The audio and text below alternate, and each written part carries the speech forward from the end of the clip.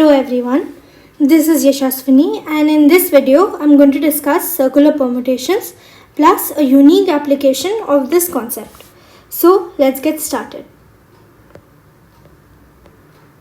The basic difference between a linear permutation and a circular permutation is in linear permutation, suppose you are given n objects a1 to an,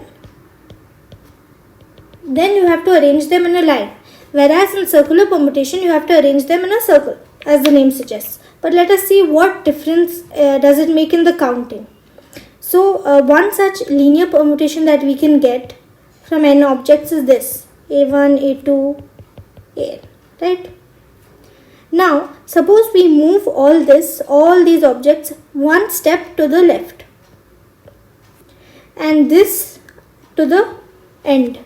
So let us see what we get. We get a2, a3, a4, so on till an and last a1.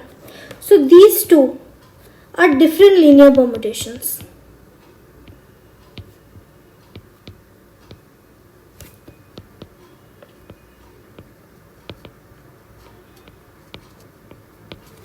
But if you notice in this circle, what is this?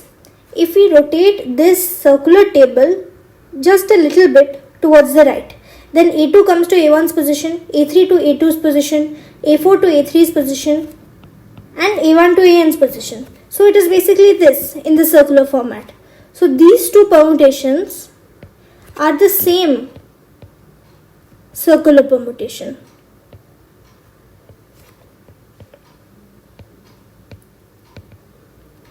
So, if we keep moving these objects to the right and keep going like this, we'll reach a point where we have an here, then we have a1, a2 till an minus 1. This will be the last case.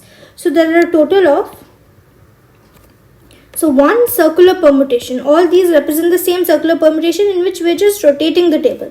Say all these points are equally spaced and we're just rotating the table a bit, or we're viewing from a different perspective. You can also think like, suppose one way is viewing like this and you start from A1. Another way is viewing from A2. So you start from A2 and you see the arrangement. So it's just a matter of viewing for these cases. So this is the same circular permutation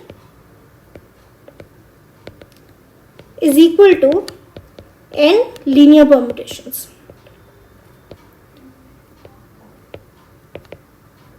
Right? So if you are given n objects a1 to an, distinct objects, then the way you can arrange them in linear way is n factorial. Right? So n factorial, n linear permutations is one circular permutation. So n factorial linear permutations is equal to 1 by n into n factorial circular permutations, which is equal to n minus 1 factorial circular permutations. Most of you might be familiar with this formula of circular permutations in which you are given n distinct objects and you have to arrange them around in a circle. So the total number of ways of doing this is n minus 1 factorial. This is the derivation of this formula, and in the question that we are going to see next, we are going to use this concept of rotation.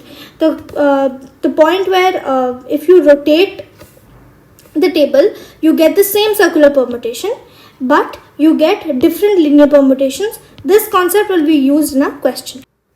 There is also a concept of clockwise and anti-clockwise circular permutations considered to be the same. In garland or necklace problems in which you are given n beads and you have to make a garland or necklace out of it, then we consider that the clockwise permutation and the anti-clockwise permutation, as you can see here, is the same, because when you flip the necklace, you get the same necklace, right?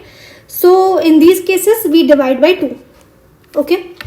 Now, you can find simple applications of these concepts in most of the standard books. Okay. Now moving towards the question. Okay, so the question says that there is a square divided into 4 equal parts. A person has n colors and wants to paint the squares in such a way that neighboring squares are painted in different colors. the number of ways he or she can do this you have to find. And it is also said that two coloring schemes are considered to be the same if they can be obtained upon rotation. Like this is similar to the circular permutation thing, right? Statement. So just try to do this problem, pause the video, try to solve it on your own, and then proceed to watch the solution. This is the kind of thing that you will be given, where you have to distribute the colors, and you are given n colors, right? So, and you have to place these colors in these boxes. Each box can contain only one color, and you can also use this hint while trying that you have to use the circular permutations rotation concept. Okay, now let's proceed towards the solution. First, let us investigate the number of coloring schemes that are possible. So let us say that there are 4 squares, right? So let me just choose 4 colors at first. Let us say that there are 4 colors A, B, C, D, right? So I'm just choosing 4 different colors and representing them as letters, right? It's easy. So we can have A, B, C, D. Here it is said that the neighboring squares are painted in different colors. This is one condition that is given, and this is the second condition. So the first condition is satisfied here, right? Now, here we are only identifying the first condition. Okay, and in this case, suppose we use 4 colors here. Let us try to use 3 colors. So we have A. These two have to be different colors because these two can't be same as A, right? So this has to be B and C, but this can be A because if you notice, the first condition is satisfied here. No 2 adjacent squares have the same colors. These are diagonally adjacent, but we are talking about these 2 as being adjacent squares, right? Not diagonal. These are adjacent by a point, but we're talking about edge adjacents, right? Now suppose, can we do this? Can the first condition be satisfied with 2 colors? Let us see. So suppose we have A here and B here, and this cannot be A, so this has to be B, and this has to be A. But if we're given one color, we can't satisfy, obviously, because all of them have to be the same color. So these are the type of coloring schemes possible. So we investigated the first condition. Now let us see what is meant by the second condition in this case. So let us say that we want to represent this, and we want to see the number of what all rotations are same. What do you mean by that in this coloring scheme? So A, B, C, D. Now we rotate this in this way.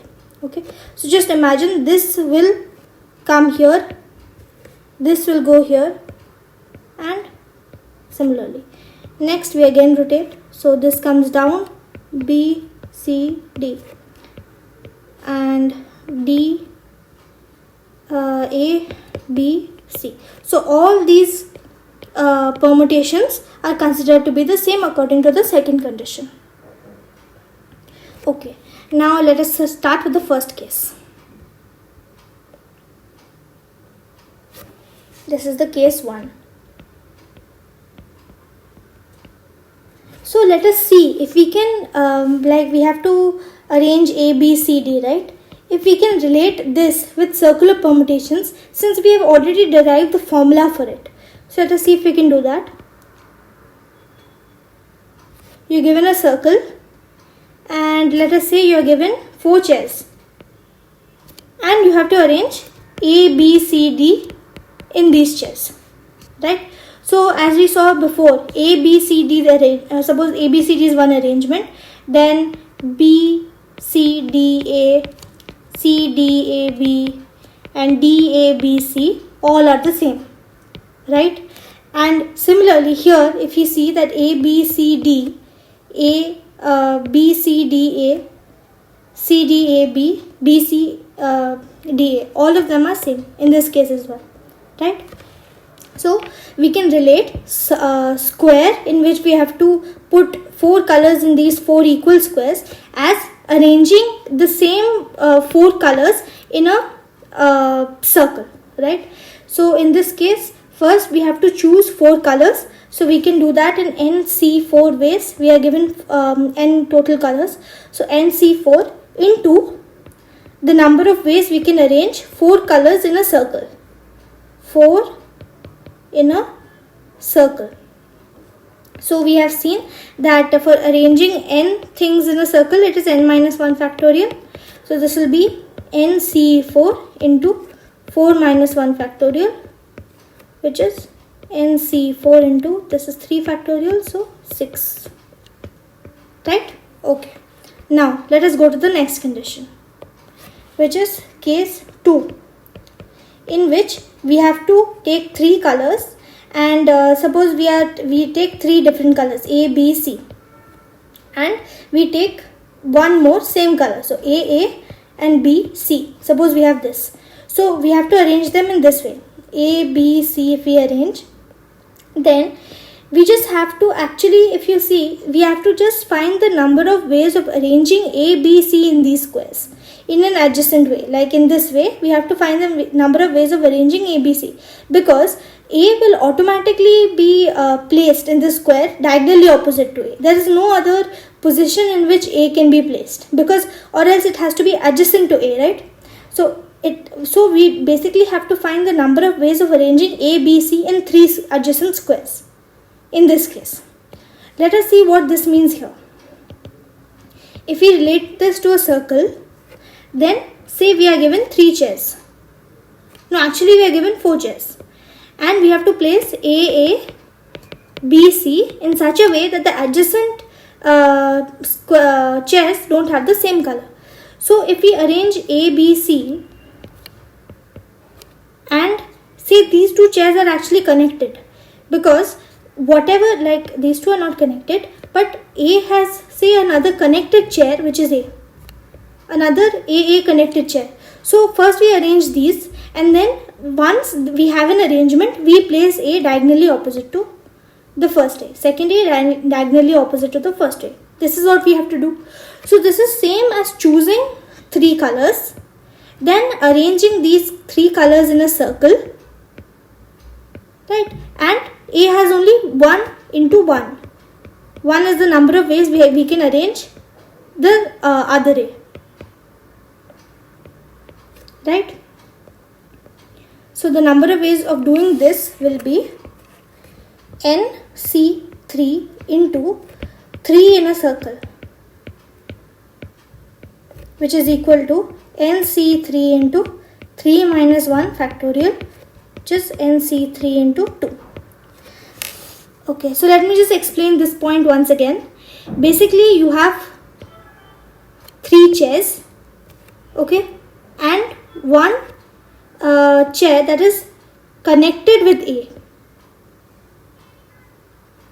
So these 2 chairs are connected in a way that if we place A here, okay, and these chairs are rotated around the circle or placed in different ways, and suppose this is the A chair, this is the B chair, and this is the C chair. So we have to arrange these 3 chairs in which one has a connected chair to it. Why do we say connected? Because once we place A in a position, the other A is totally linked with this. Like wherever this A is placed, it has to be diagonally opposite to, diametrically opposite to this A, right? In the circle case, in this case it is diagonally opposite, in this case it is diametrically opposite, right? So they are connected. That's why we say that there is only one way after we have arranged ABC in the circle.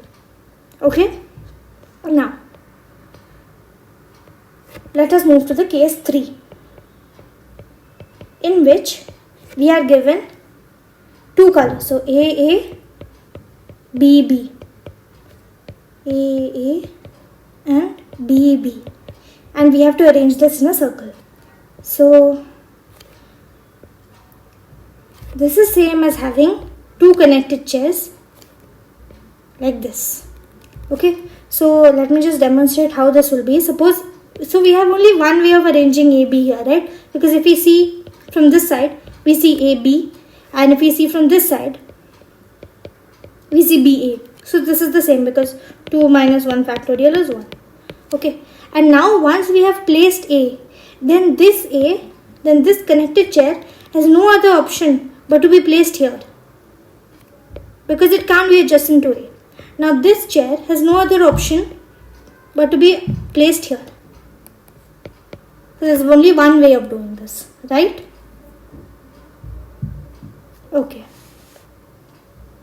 Now, so this will be NC2 into 2 in a circle, which is NC2 into 1 factorial.